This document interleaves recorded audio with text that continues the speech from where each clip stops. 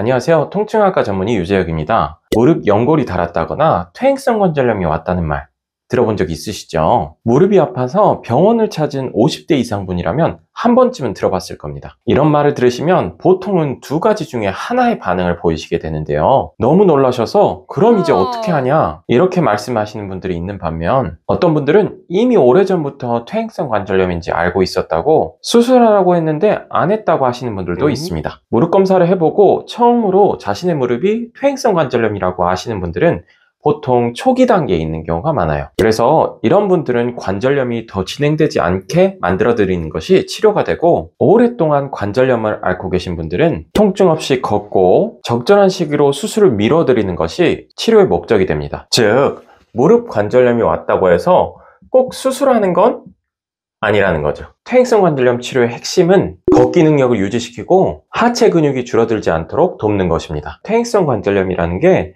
연골이 전부라고 생각하시면, 무릎의 구조상 실제로 우리가 걷거나 뛰거나 할 때 뼈, 근육, 힘줄, 인대, 관절란까지 복잡하게 움직이게 돼요. 이런 구조물들 중에서 하나라도 문제가 되면 다른 구조물에 영향을 미치고 퇴행성 변화를 빠르게 만들기도 합니다. 그래서 퇴행성 관절염은 이 연골 하나만 보면 진짜 문제를 모르고 지나칠 수도 있는 거죠. 무릎 수술을 하고도 계속 아픈 경우가 이런 구조물들 중에 하나가 추가적으로 문제가 됐을 가능성이 있는 겁니다. 오늘은 퇴행성 관절염을 제대로 이해하기 위해서 무릎의 구조에 대해서 자세히 살펴볼 텐데요. 더불어서 엑스레이나 MRI에서 관절염이 심한데 왜 어떤 분들은 아프지 않을 수 있는 건지, 반면에 엑스레이나 MRI에서 퇴행성 관절염이 별로 없는데도 어떤 분들은 왜 많이 아픈지도 설명드리겠습니다. 일단 여러분들이 명심하셔야 할 건, 연골이 닳아졌다고 해서 너무 걱정하실 필요도 없고, 무릎 수술을 이미 했다고 해서 너무 안심하셔도 안 된다는 겁니다.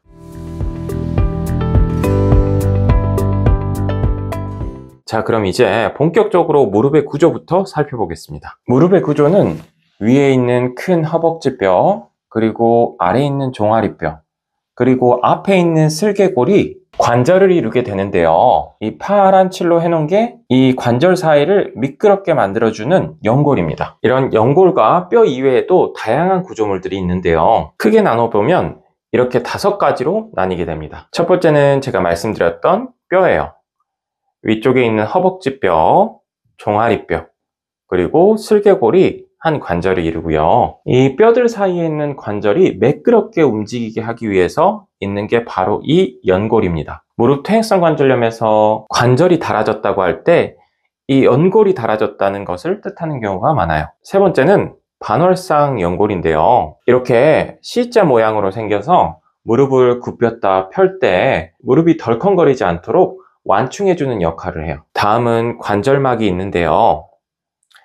여기 연골 아래쪽, 위쪽으로 빨갛게 표시가 된 부위가 보이시죠? 이 안에는 무릎을 매끄럽게 해주는 젤리 같은 성분이 들어있어서 관절에 기름칠을 해주는 주머니라고 생각하시면 좋습니다. 마지막으로 근육과 인대가 있습니다. 이런 대퇴사두근이나 슬개건, 그리고 옆에 쪽에 있는 측부인대들이 있는데요. 이런 인대와 힘줄, 근육들은 무릎 관절에 부하가 많이 가지 않게 하고 무릎 움직임을 부드럽게 만들어주는 역할을 가지고 있습니다. 이런 5가지 구조물이 세트로 움직여서 우리가 무릎을 움직일 수 있게 되는데, 퇴행성 관절염은 연골만 닳아지는 질환이 아니라 이런 5개의 구조물들이 서서히 망가지는 관절 전체 질환이라고 이해하시면 좋습니다. 우리가 가장 관심을 많이 갖는 연골은 허벅지뼈와 종아리뼈 사이, 이 파랗게 칠한 부분,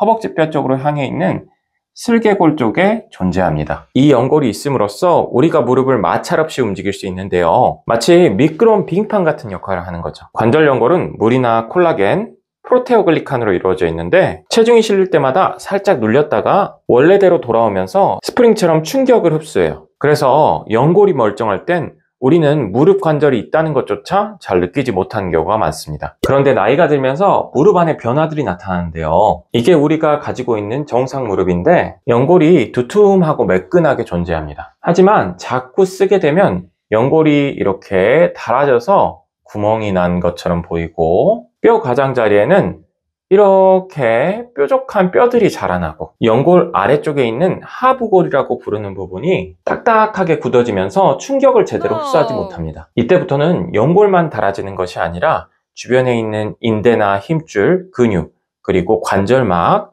뼈에도 염증이 생기기 쉬운 상태가 돼요. 그럼 이렇게 퇴행성 관절염이 오면 통증은 어디서 나타날까요? 사실 연골에는 신경세포가 거의 없어요. 통증은 주로 이런 하부골이나 인대, 힘줄, 근육, 관절막 주변에 염증이나 부종, 긴장이 생기면서 발생합니다. 그래서 실제로는 이 연골이 많이 닳았는데도 통증이 별로 없다고 하시는 분이 있고, 반면 연골 빼고 다른 부위에 염증이 많이 생기면서 걷기만 해도 너무 아파요 하시는 분들이 있습니다.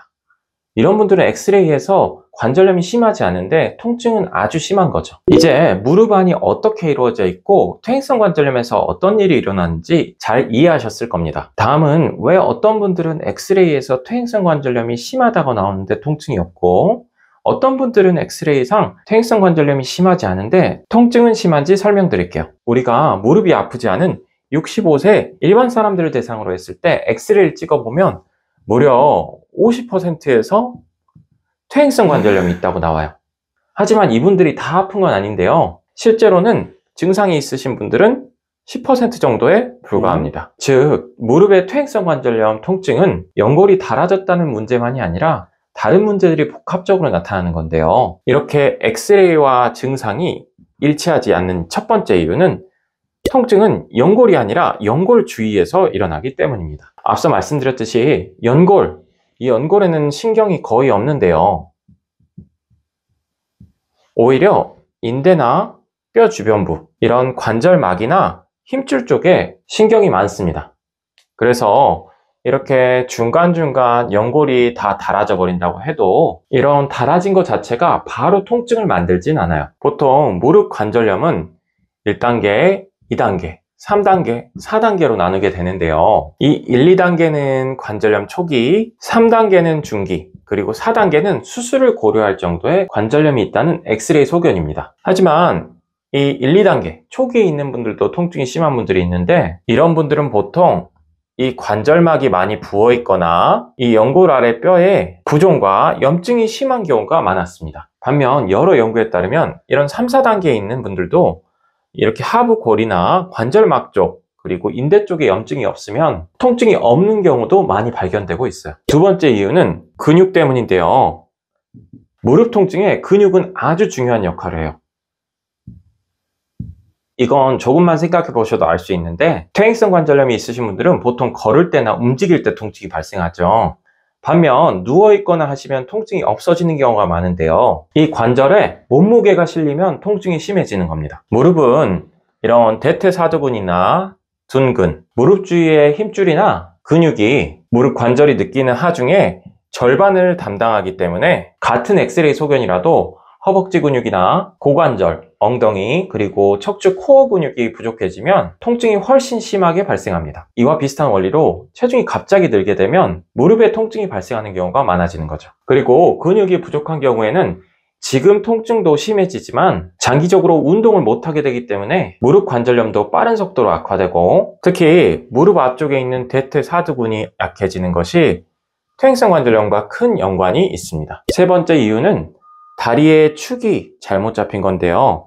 우리가 흔히 오다리나 X자다리라고 부르는 겁니다. 이런 분들은 특징적으로 무릎 안쪽, 오다리의 경우 다리가 이렇게 생겨서 무릎 안쪽 편 관절에 하중이 많이 실리게 되고, 반면 X자다리는 이 무릎 바깥쪽 부분에 하중이 많이 실리게 돼요. 오다리가 5도, 6도 정도만 있어도 안쪽 관절에 걸리는 하중이 두세 배는 늘어나게 되는 거죠. 이렇게 되면 일반적인 퇴행성 관절염 환자분과 다르게 안쪽이 많이 닳거나 혹은 바깥쪽만 많이 닳아버리게 되는데요. 이렇게 오다리나 X자다리가 심해서 한쪽만 관절염이 오신 분들은 수술을 빠르게 시행하시면 좋습니다. 마지막으로 관절염을 빠르게 악화시킬 수 있는 4가지 요인에 대해서 간단히 살펴볼 텐데, 비만이거나 65세 여성이거나 운동을 하지 않는 경우, 그리고 다리의 정렬이 O자다리나 X자다리처럼 틀어진 경우가 있습니다. 특히나 나이 65세 여성분들 중에 체중이 늘면서